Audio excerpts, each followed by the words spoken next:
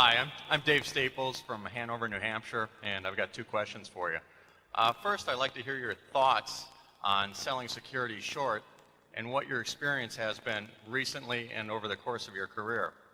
The second question I'd like to ask is how you go about building a position in a security you've identified. Using USG as a recent example, I believe you bought most of your shares at between $14 and $15 a share. But certainly you must have thought it was a reasonable investment at 18 or 19.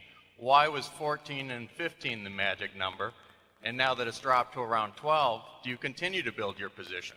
How do you decide what your ultimate position is going to be? Well, we can't talk about any specific security. So our buying techniques depend very much on the kind of security we're dealing in. Sometimes it's a security that might take many, many months to acquire, and other times you can do it very quickly, and sometimes it may pay to pay up, and other times it doesn't. And the truth is you never know exactly what the right technique is to use as you're doing it, but you just use your best judgment based on past purchases. But we can't discuss any specific one. Short selling, it's an interesting item to study because it's ruined a lot of people. It is the sort of thing that you can go broke doing. Bob Wilson, there's famous stories about him and Resorts International. He didn't go broke doing. In fact, he's done very well subsequently. But being short something where your loss is unlimited is quite different than being long something that you've already paid for. And it's tempting. You see way more stocks that are dramatically overvalued in your career than you will see stocks that are dramatically undervalued. I mean, it's the nature of securities markets to occasionally promote various things to the sky, so that securities will frequently sell for 5 or 10 times what they're worth, and they will very, very seldom sell for 20% or 10% of what they're worth. So therefore, you see these much greater discrepancies between price and value and on the overvaluation side. So you might think it's easier to make money on short selling. And all I can say is it hasn't been for me. I don't think it's been for Charlie. It is a very, very tough business because of the fact that you face unlimited losses and because of the fact that people that have overvalued stocks, very overvalued stocks, are frequently on some scale between promoter and crook. And that's why they get there. And once they're and they also know how to use that very valuation to bootstrap value into the business, because if you have a stock that's selling at 100 that's worth 10, obviously it's to your interest to go out and issue a whole lot of shares. And if you do that, when you get all through, the value can be 50. In fact, there's a lot of chain letter type stock promotions that are sort of based on the implicit assumption that the management will keep doing that.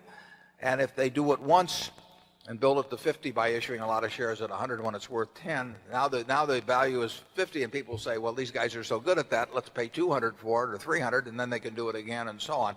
It's not usually quite that clear in their minds, but that's the basic principle underlying a lot of stock promotions. And if you get caught up in one of those that is successful, you can run out of money before the promoter runs out of ideas. In the end, they almost always work. I mean, I would say that of the things that we have felt like shorting over the years, the batting average is very high in terms of eventual. They would work out very well eventually if you held them through. But it is very painful, and it's in my experience, it's a whole lot easier to make money on the long side. I had one situation, actually an arbitrage situation, when I was when I moved to New York in 1954, so it was about June or July of 1954, that involved a surefire type transaction, an arbitrage transaction. It had to work. But there was a technical wrinkle in it, and I was short something. And I felt like for a short period of time, I felt like Fanova was feeling last fall. I mean, it was very unpleasant. You can't make, in my view, you can't make really big money doing it because you can't expose yourself to the loss that that would be there if you did do it on a big scale. And Charlie, how about you? Well, Ben Franklin said if you want to be miserable, during Easter or something like that, he says borrow a lot of money to be repaid at Lent or something to that effect. And similarly, being short something, which keeps going up because somebody is promoting it in a half-crooked way and you keep losing and they call on you for more margin, it just isn't worth it to have that much irritation in your life. It isn't that hard to make money somewhere else with less irritation. It would never work on a Berkshire scale anyway. I mean, you could never do it for the kind of money that would be necessary to do it with in order to have a real effect on Berkshire's overall value. So it's not something we think about. It's interesting, though. I mean, I've got a copy of the New York Times from the day of the Northern Pacific corner, and that was a case where two opposing each owned over 50% of the Northern Pacific Company, Northern Pacific Railroad. And when two people each own over 50% of something, it's going to be interesting.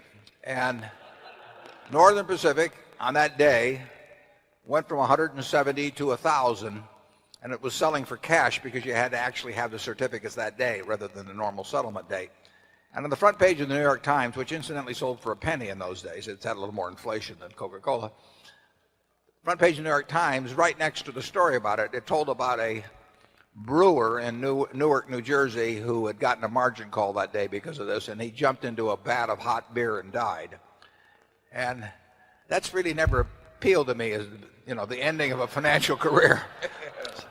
And who knows, when they had a corner in Piggly Wiggly, they had a corner in Auburn Motors in the 1920s. I mean, there were corners. That was part of the game back when it was played in a kind of a footloose manner. And it did not pay to be short. Actually, during that period, you might find it interesting. In the current issue of the New Yorker, maybe one issue ago, the one that has the interesting story about Ted Turner, there's also a story about Hetty Green. And Hetty Green was one of the original incorporators of Hathaway Manufacturing, half of our Berkshire Hathaway operation, back in the 1880s.